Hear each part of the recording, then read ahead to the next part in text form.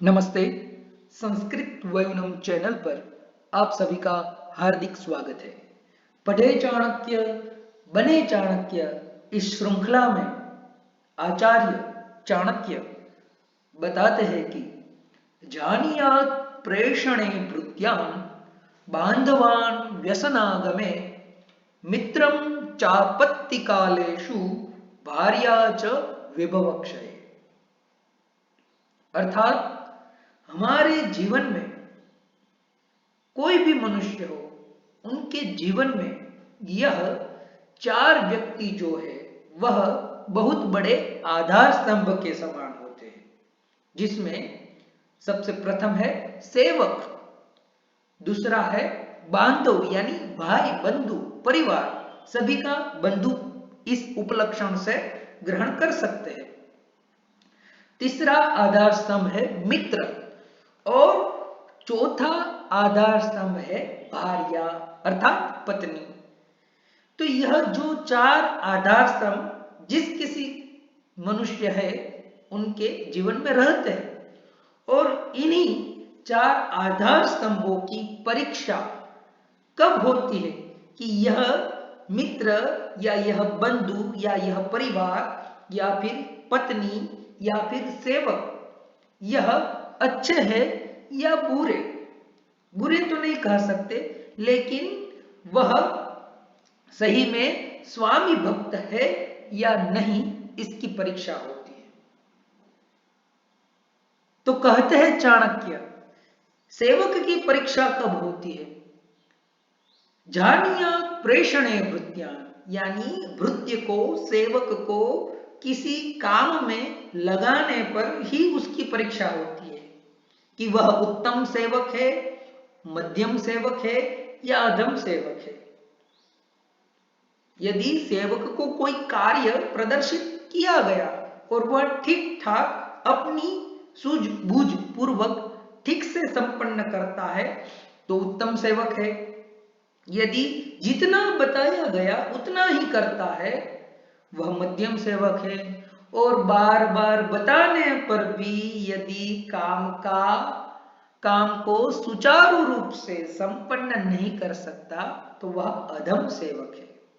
तो इस प्रकार से सबसे प्रथम सेवक जो है उसकी परीक्षा उसके काम लगाने पर होती है। फिर बांधवान व्यसनागमे, व्यसन शब्द जो है वह संकट के लिए है। ऐसे तो विभिन्न स्मृतियों में 18 प्रकार के व्यसन बताए गए हैं, जिसमें कामज व्यसन है और क्रोधज व्यसन है, लेकिन यहां पर हम व्यसन यानी संकट को जानेंगे। तो यदि हमारे जीवन पर कोई आपत्ति आती है, कोई संकट आता है, तब हमारे भाई बंधु या फिर परिवार हमारे साथ खड़ा रहता है, हमारी सहायता के लिए आगे आता है या फिर कहता है तुम तुम्हारी देख लो।